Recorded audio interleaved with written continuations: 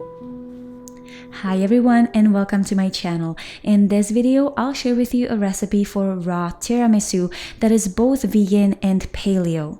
Just like classic tiramisu, this raw tiramisu consists of a few layers: coffee-infused crust, vanilla cream, and almond coffee ladyfingers. Here's how you make it. First things first, soak some raw cashews for at least 8 hours. We'll use the cashews in the cream layer, so it's really important that the cashews are rehydrated so they can blend into a smooth cream. Now that we have the cashews soaking, we'll make the crust. The first ingredient are medjool dates. I'm using pitted medjool dates. Now, if you're using any other type of dates, you will need to soak them first so they soften up. The next ingredient are raw walnuts, instant espresso powder, and a pinch of sea salt. Espresso powder is very concentrated, so you only need a little bit. I'm using espresso powder designed specifically for making desserts. I'll have a link to it in the description box below this video, but you can use any espresso powder you like. Now, if you want to keep this tiramisu raw, there is actually such a thing as raw unroasted coffee beans. You can get them on Amazon. I have never used them, but I know they exist. Another option, if you don't want to use espresso powder, is to use raw cacao powder. I know, not a coffee-infused tiramisu, but I just wanted to throw it out there. Process all the ingredients in a food processor until the crust begins to stick together when you pinch it in between your fingers. Transfer the crust to a lightly greased 6-inch springform pan and press it down into an even layer. I usually use my fingers first and then really pack the crust down with the bottom of a glass.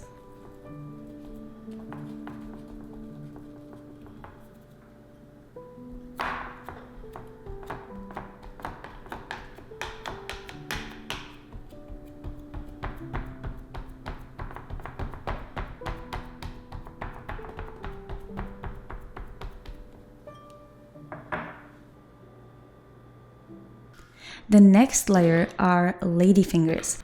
I'm again using some medjool dates to start with, and then some almond flour, vanilla extract, espresso powder, cacao powder, and a pinch of sea salt. Classic ladyfingers can be either soft and cakey or dry and crispy, but they always have a sponge-like texture. So that's what we are trying to achieve with the dates. Another thing I want to point out is that I'm using espresso powder in this layer again, but if you'd like, you can dip the ladyfingers in brewed coffee instead. Personally, I prefer the espresso powder, but it's up to you. Make sure you don't over-process the mixture so the almonds don't start releasing their natural oils.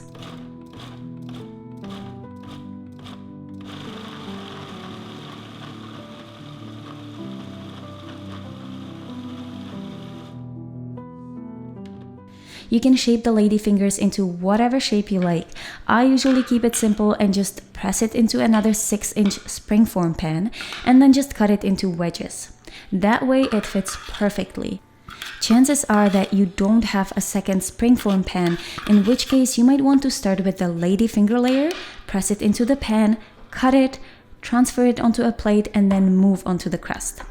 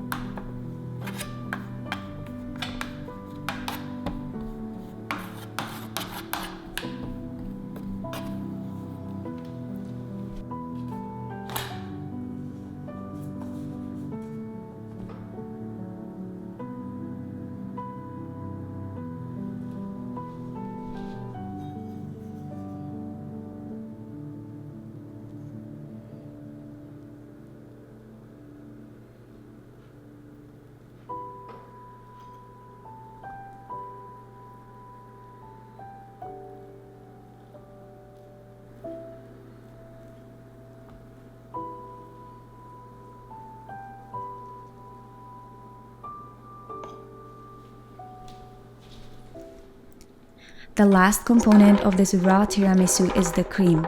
Add the soaked cashews together with some coconut cream, maple syrup, coconut oil, and vanilla extract into a high-speed blender and blend it until completely smooth.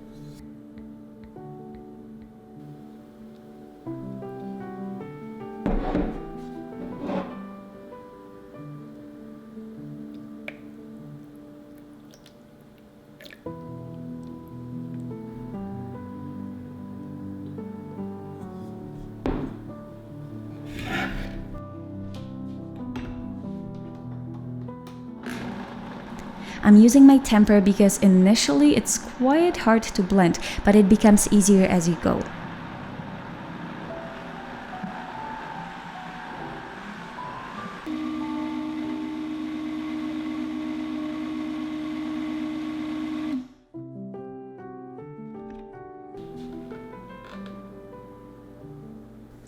Pour half of the cream onto the crust, then layer the ladyfingers on top of the cream, and then one more layer of cream. One tip when layering the tiramisu is to press the ladyfingers into the cream a little bit, so the ladyfingers aren't just sitting on top of the cream.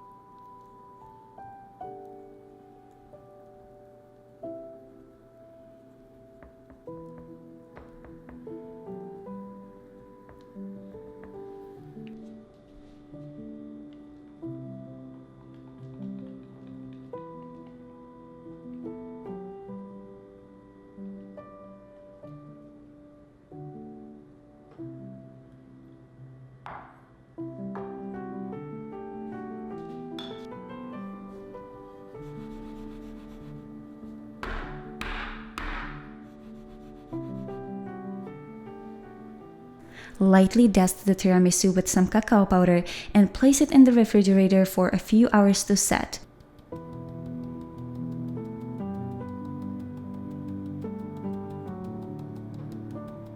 And that's it!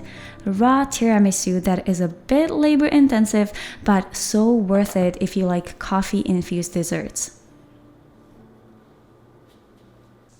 I don't make tiramisu all that often at home because neither Tanner or I really like coffee, but you guys asked that I make raw tiramisu with a ladyfinger layer.